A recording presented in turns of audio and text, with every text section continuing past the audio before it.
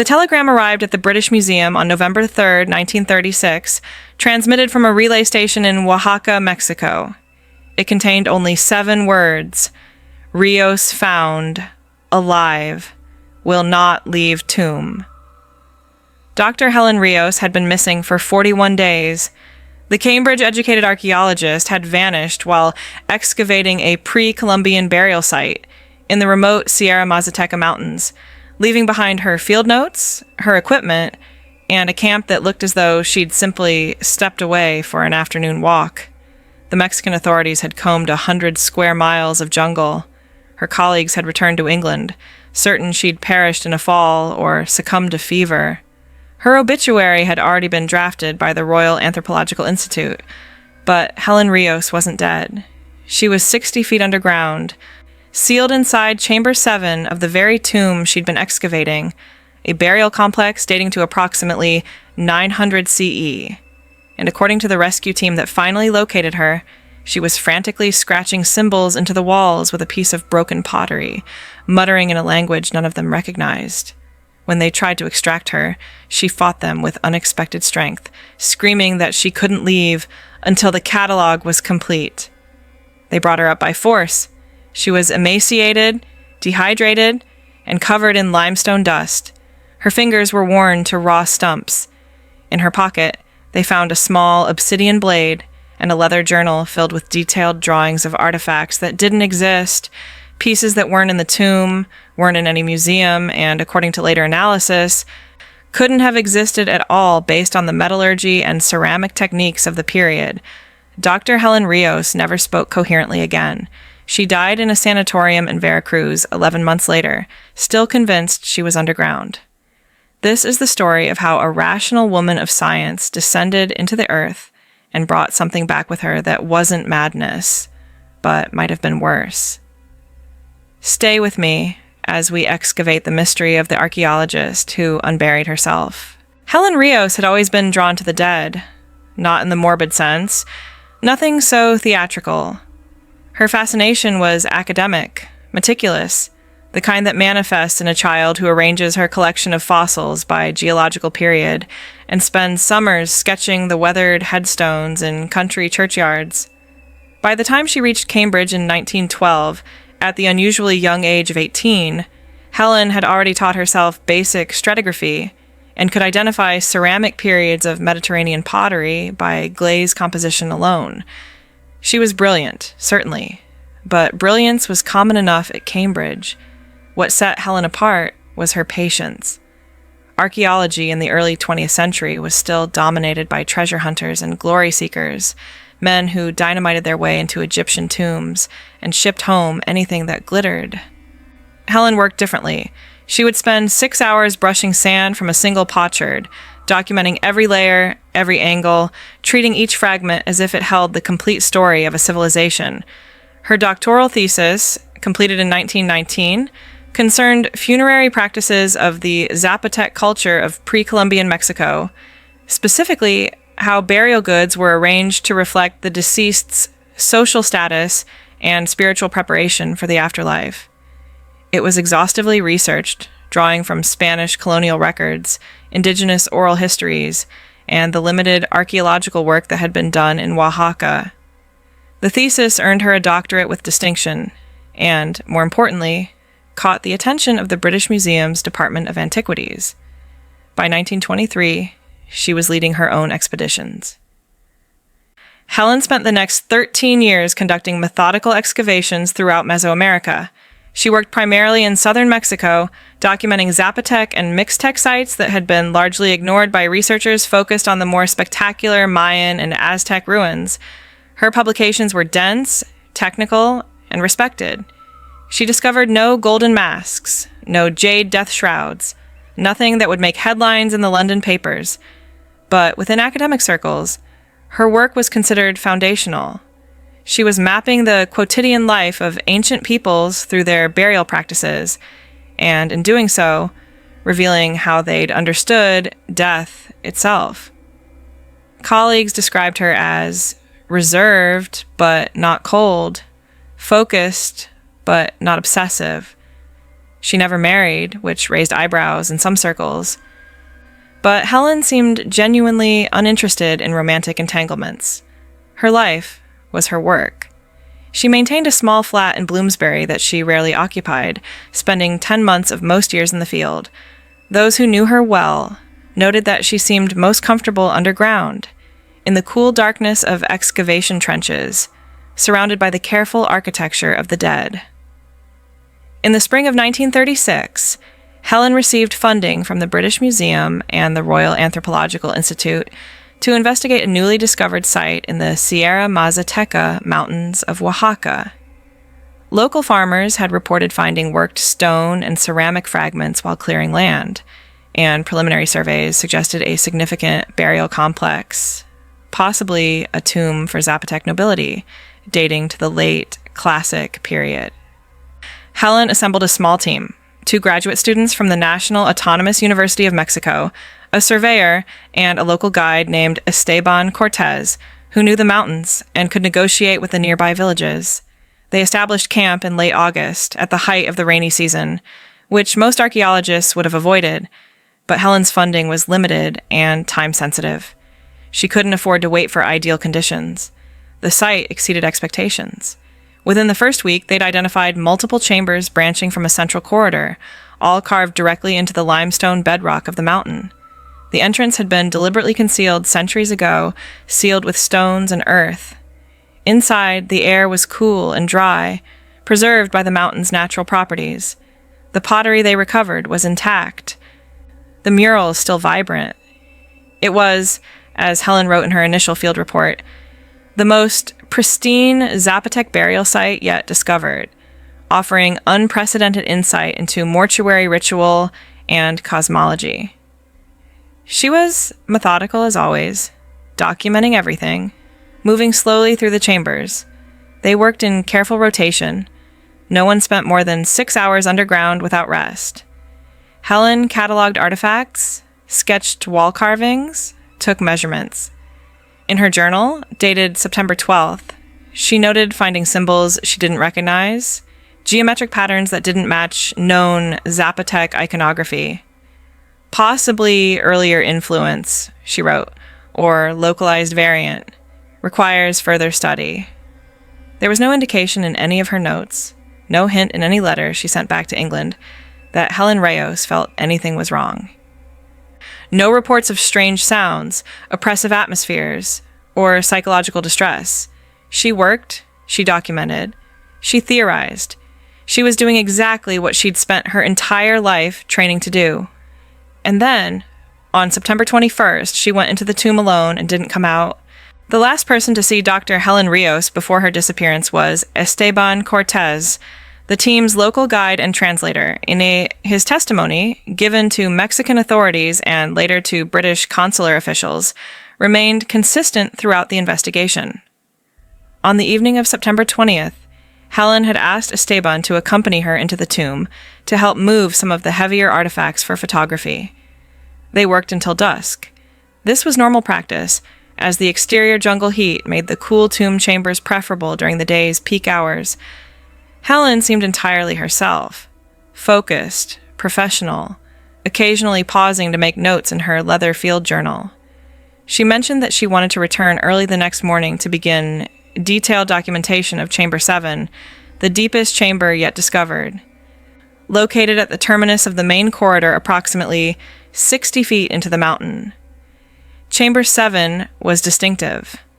Unlike the other burial chambers, which contained multiple remains and abundant grave goods, Chamber 7 held a single occupant. The burial itself had been disturbed centuries ago, likely by the tomb's original sealers, based on the evidence. The skeleton was disarticulated, bones arranged in a deliberate but non-anatomical pattern. The skull had been placed in the chamber's exact center. Around it, in concentric circles, ribs and long bones created a radiating design. The smaller bones, vertebrae, carpals, phalanges, filled the spaces between, creating an intricate geometric mandala of human remains. Helen found this arrangement fascinating. In her notes from September 19th, she'd written, "The positioning suggests ritual significance beyond standard Zapotec practice. The individual appears to have been unmade post-mortem, transformed from person to symbol. The care taken in arrangement indicates reverence, not desecration. Purpose, unclear. Possibly astronomical? Cosmological mapping? On the morning of September 21st, Helen rose before dawn. This wasn't unusual. She often began work early to maximize daylight hours for exterior documentation and preservation tasks. She took her field journal, a camera, and battery-powered lamps. She told no one she was entering the tomb, but again, this wasn't particularly remarkable. The team had established comfortable routines after nearly a month on site, and Helen frequently worked independently. When Esteban arrived at the tomb entrance around 7 a.m. to begin the day's excavation, he noticed Helen's equipment bag near the entrance, but assumed she was already inside, working in one of the upper chambers. He and the graduate students began their assignments in chambers 2 and 3, cataloging pottery fragments and preparing them for transport to Mexico City. It wasn't until early afternoon, when the team broke for their midday meal, that anyone realized Helen hadn't emerged. Esteban checked the tomb entrance. No sign of her. He called into the darkness. No response. Concerned now, he took a lamp and entered, checking each chamber systematically. Chambers 1 through 6 were empty. Helen's equipment was scattered in Chamber 7, but Helen herself was nowhere to be found. The tomb had only one entrance. The chambers were interconnected by a single corridor. There were no branches, no hidden passages, no alternate routes. Esteban walked the length of it 3 times, examined every wall, called until his voice echoed hoarsely. Nothing. By evening, the full team was searching. They expanded beyond the tomb, thinking perhaps Helen had emerged and wandered into the jungle, overcome by heat or illness. They contacted the nearest village, organized search parties, sent word to Oaxaca City. The Mexican authorities arrived 2 days later with additional searchers and tracking dogs. They found no trace, no footprints leading away from the camp, no torn clothing, no blood, no signs of struggle or violence. The jungle could be treacherous. There were cliffs, sinkholes, jaguars, but Helen was experienced, cautious, and the area immediately surrounding the site had been thoroughly surveyed and mapped. She wouldn't have wandered far without telling anyone. The authorities questioned whether foul play was involved. Esteban and the 2 graduate students were investigated, their movements accounted for, their belongings searched. Nothing suggested violence or conspiracy. The site was remote enough that random bandits or violent criminals seemed implausible, and nothing had been stolen from the camp or the tomb. The prevailing theory became that Helen had suffered some kind of acute medical episode, a stroke perhaps, or an aneurysm, and had somehow made it away from the tomb before collapsing in some hidden ravine or crevice where her body might never be found. The jungle was dense, the terrain unforgiving.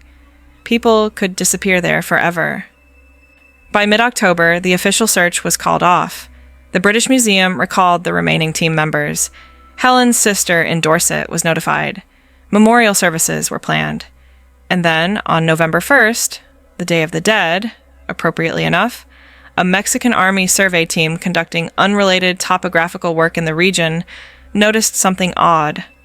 One of the sealed chambers they'd been told was part of the already explored burial complex appeared to have fresh scratches around its stone seal. More peculiarly, they could hear something moving inside. They radioed for assistance. When the archaeological authorities arrived and carefully removed the seal, they found Dr. Helen Rios crouched in Chamber 7, exactly where her equipment had been found 41 days earlier. She was alive. But what emerged from that tomb wasn't the woman who'd entered it. The rescue team's report makes for difficult reading, even now, nearly a century later. Dr. Rios was conscious, but non-responsive to questions. Her physical condition was catastrophic. Severe dehydration, malnutrition, multiple infected wounds on her hands and knees, and a core body temperature of 94 degrees Fahrenheit. She'd lost approximately 30 pounds.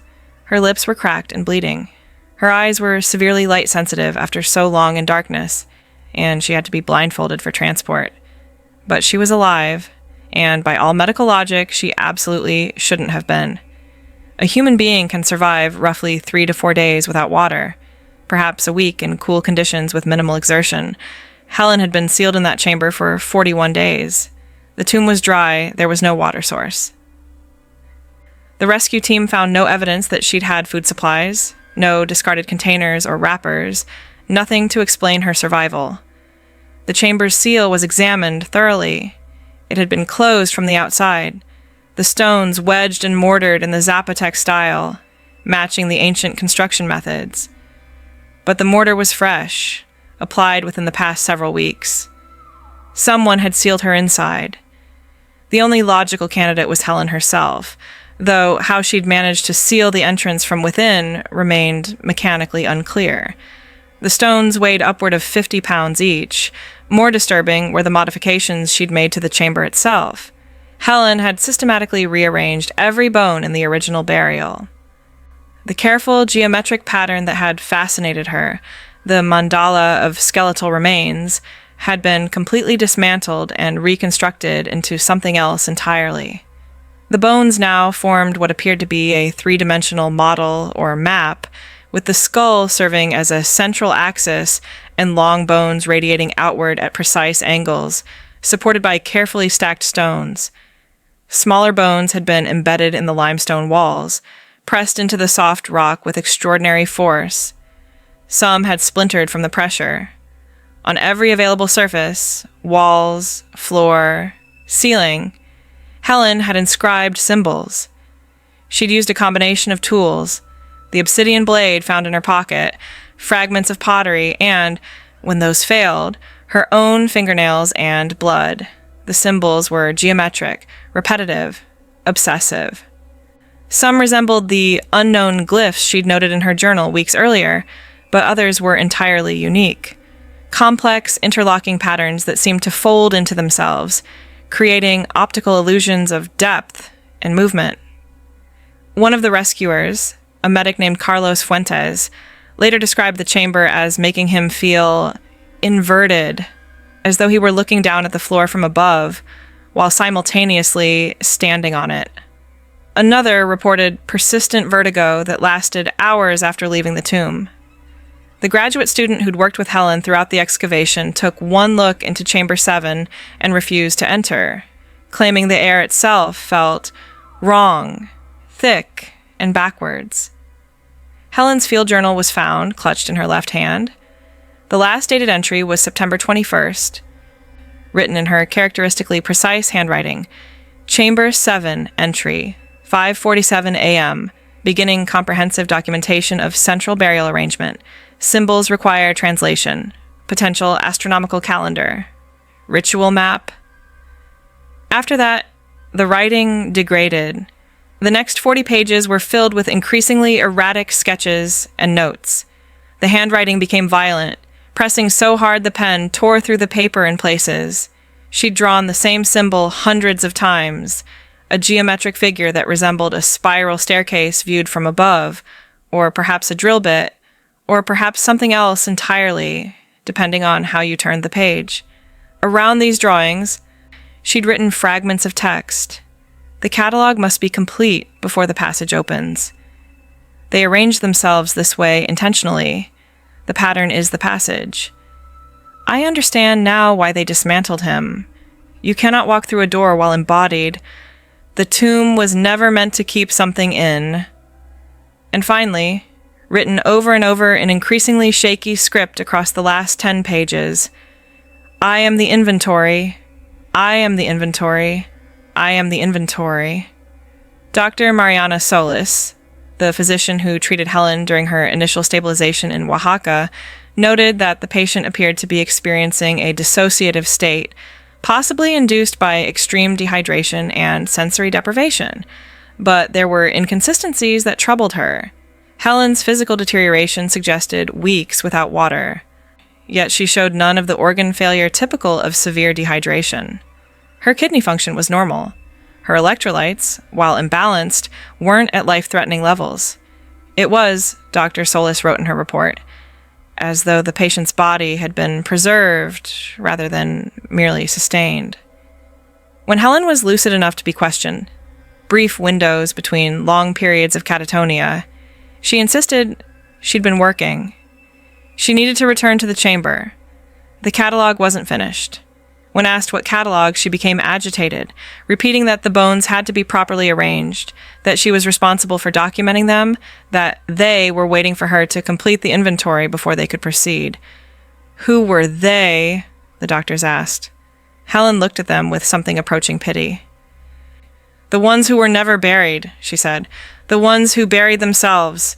The British Museum, confronted with a living colleague who should have been dead, and a promising excavation now tainted by tragedy, responded with characteristic institutional bureaucracy. They dispatched Dr. James Whitmore, a senior curator and Helen's former academic mentor, to assess the situation and determine whether the site should be closed or investigation continued. Whitmore arrived in Oaxaca in mid-November 1936. He visited Helen at the sanatorium, reviewed all documentation, and traveled to the excavation site to examine Chamber 7 personally. His official report, filed December 3rd and still preserved in the museum's archives, is a masterwork of diplomatic equivocation. He acknowledged that Dr. Rios had suffered a severe psychological episode, likely triggered by isolation, environmental stress, and the intensive nature of her work. He noted that her physical survival was medically remarkable, but not impossible, given unknown variables such as residual moisture in the limestone or the body's ability to enter extreme conservation states under duress. Regarding the modifications to Chamber 7, Whitmore suggested Helen had been attempting to reconstruct her understanding of the burial's original meaning through physical manipulation of the materials, a kind of three-dimensional note-taking that had spiraled into obsessive behavior as her mental state deteriorated. It was measured, rational, and almost certainly wrong. What Whitmore's official report didn't include were his private notes, discovered decades later among his personal papers after his death in 1964. These notes paint a very different picture. Whitmore spent 3 hours in Chamber 7. He brought surveying equipment, cameras, and a translator familiar with Zapotec glyphs. His private observations reveal growing unease. He described feeling observed, despite being entirely alone. He noted that the bone arrangement resolved into coherent structure when viewed from a specific angle, from a prone position in the chamber's northwest corner, where Helen had apparently spent considerable time based on wear patterns on the stone floor. From that position, the arranged bones aligned to create what Whitmore described as a three-dimensional map of negative space. Not the bones themselves, but the spaces between them forming pathways, chambers, a structure that doesn't exist in physical reality but is nonetheless architecturally sound. He sketched this phantom architecture in his notebook, a kind of inverted building, a structure defined by absence rather than presence.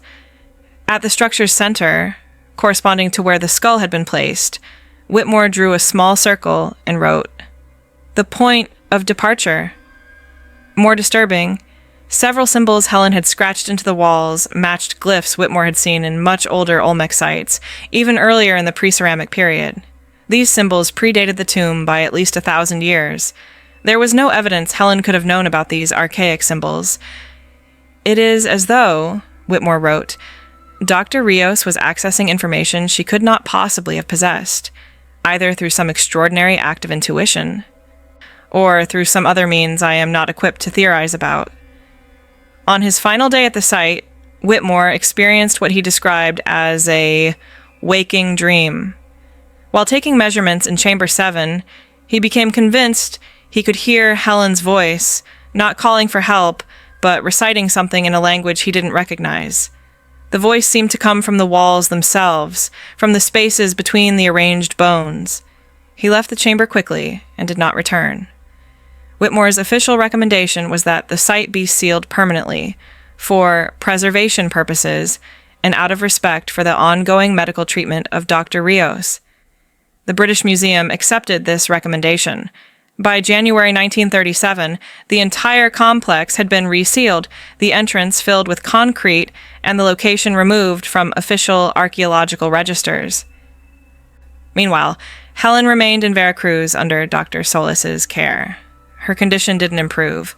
During rare moments of lucidity, she would request writing materials and begin sketching the same symbols from the tomb, working with mechanical precision until exhaustion forced her to stop.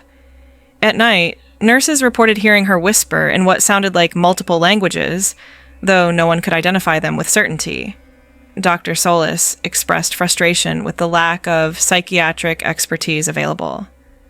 The patient presents symptoms consistent with severe dissociative disorder, she wrote to the British consul, but there are elements that defy standard diagnosis. She demonstrates no signs of hallucination in the traditional sense.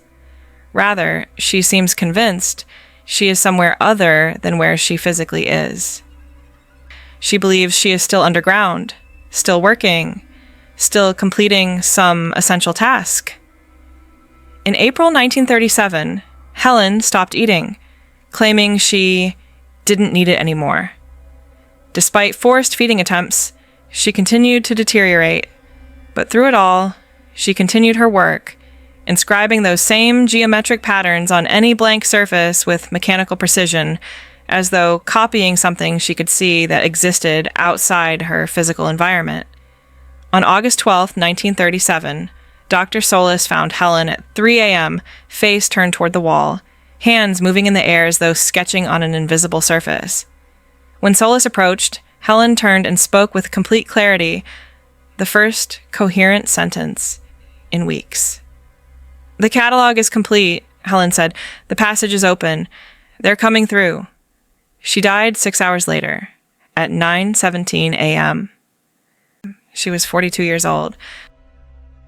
In the years immediately following Helen Rios' death, her story became a cautionary tale within archaeological circles, a brilliant career cut short by isolation, overwork, and the psychological pressures of fieldwork in remote conditions. The official narrative emphasized the dangers of solo work and the importance of mental health monitoring. It was a comfortable narrative, tragic, certainly, but explicable. Madness was easier to accept than mystery, but certain details refused to settle comfortably into that narrative. The first anomaly emerged in 1939 when Dr. Solis, still troubled by Helen's case, sent samples of her patient records to Dr. Rafael Mendoza at the National Institute of Neurology in Mexico City. Mendoza specialized in linguistic processing. Solis wanted to know if the languages Helen had been speaking during her episodes could be identified. Dr. Mendoza's analysis, never published but preserved in his private correspondence, identified fragments of at least 4 distinct linguistic patterns in Helen's recorded speech. 2 were recognizable as archaic forms of Zapotec, including dialectical variations documented in only a handful of colonial-era manuscripts. The third appeared to be Mixzoquean, a language family that predated Zapotec presence in Oaxaca by centuries. The fourth matched nothing in Mendoza's extensive reference library. The phonetic patterns were consistent and clearly structured. It was a language, not random sounds, but it matched no known indigenous language of Mesoamerica, no European language, no identifiable linguistic family. More peculiarly, the grammar appeared reverse constructed, as though Helen were speaking sentences backwards, not word by word, but in terms of temporal and causal structure. Conclusions came before premises, effects preceded causes. It is the grammar of someone describing a process they are experiencing in reverse, Mendoza wrote, or perhaps the grammar of someone trying to describe a destination while simultaneously traveling there and having already arrived. Helen had no documented expertise in ancient Zapotec dialects. Her research focused on material culture and burial practices, not linguistics. The likelihood of her spontaneously producing coherent speech in multiple archaic languages while in severe psychological distress was, Mendoza concluded, statistically impossible. The second anomaly surfaced in 1947 when a Cambridge graduate student named Thomas Coopersmith came across Helen's archived field notes while researching pre-Columbian astronomical knowledge. He was struck by her sketches from Chamber 7, specifically the geometric patterns she'd noted before her disappearance. Coopersmith was also an amateur astronomer. He recognized something previous researchers had missed. The patterns matched, with remarkable precision, the apparent motion of Venus as viewed from Oaxaca across a complete synodic cycle, 584 days.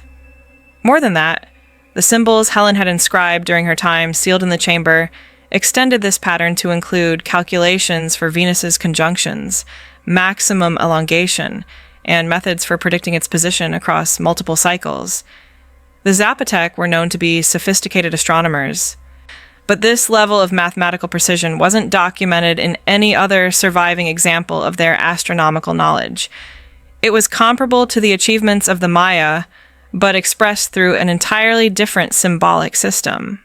Troubled by the implications, Coopersmith traveled to Mexico in 1948, intending to visit the site. He discovered the tomb had been permanently sealed, and that local authorities were remarkably uncooperative regarding any discussion of reopening it.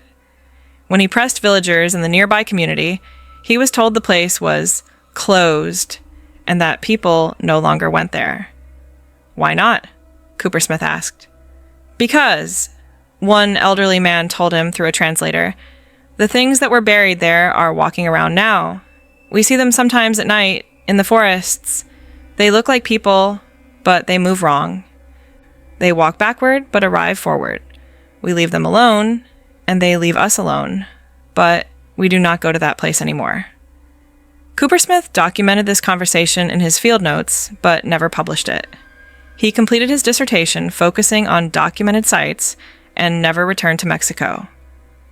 The third and most disturbing anomaly came in 1953, when the Mexican government conducted a geological survey of the Sierra Mazateca region for potential mining operations. Ground-penetrating radar detected an extensive network of voids in the limestone, far more chambers than had been documented during Helen's excavation, extending deeper into the mountain in complex patterns. The engineer who reviewed the radar data noted that the chamber network seemed to form a deliberate structure. What was clear was that the documented tomb represented only a tiny fraction of a much larger complex. The chambers below and beyond it had never been explored, possibly never even discovered. The survey engineer included a curious observation. The radar patterns suggested some of these deeper chambers had been excavated or formed within the past 20 years. The limestone showed signs of recent disturbance, as though the network were still actively growing. He proposed geological explanations, water erosion, tectonic activity, but admitted the patterns seemed atypically uniform and geometric for natural processes. The mining operation was never approved. The area was eventually designated as a protected archaeological zone, though no further excavation was authorized. In 1961, journalist Patricia Harding attempted to write a comprehensive account of Helen's life for a British history magazine. She discovered that most of Helen's materials had been destroyed, the field journal lost in transit, personal papers damaged in a flood, medical records destroyed in a fire at the sanatorium. It was, Harding noted, a remarkable series of coincidences. The article was never published. In a letter written shortly before her death in 1989, Harding mentioned the Rios story and added, "I sometimes wonder if certain stories don't want to be told, or perhaps if certain stories have defense mechanisms, ways of preventing their own transmission." The final piece of this story comes from a conversation I had in 2003 with Rosa Cortez, granddaughter of Esteban Cortez, the guide who'd been the last to see Helen before her disappearance. Rosa was elderly, living in Oaxaca City, and wanted to share something her grandfather had told her before his death in 1972. 3 days before Helen disappeared, Esteban had entered Chamber 7 alone to position equipment. He experienced what he described as a change in pressure, as though his ears had popped, though he was standing still. The symbols on the wall appeared to move, subtly, but enough to disorient him. Then he heard breathing, not his own, slow, deliberate, coming from a corner where there was only solid rock wall. He left quickly, convinced himself it was acoustic illusion. But the next day, when he returned with Helen, the bone arrangement had changed. The skull had been rotated approximately 15 degrees. Some smaller bones had shifted, creating gaps that hadn't existed before. He mentioned this to Helen, expecting alarm, but she simply nodded and said, "Yes, the arrangement is responsive. It changes based on approach vector and observation angle. I've been documenting the variations." Esteban said that didn't make sense. Bones didn't move on their own. Helen smiled with what seemed like genuine sympathy. "Of course they don't. But attention does. When you look at something carefully enough, you change it. And when what you're observing was specifically arranged to be changed by observation, then looking becomes participation. I'm not just documenting the burial. I'm completing it." That was their last substantive conversation. She disappeared 2 days later. Rosa told me her grandfather never forgave himself for not recognizing something was profoundly wrong, but he also admitted that intervention might not have mattered. He said Dr. Rios had already made her decision, that she'd understood something about the burial he couldn't, and once she understood it, she couldn't choose not to act on it. Chamber 7 wasn't just a tomb, it was an instruction set, and Helen had been following directions from the moment she first entered. Rosa shared one more detail. In 1968, 30 years after Helen died, Esteban was hiking with Rosa's father several miles from the sealed tomb site.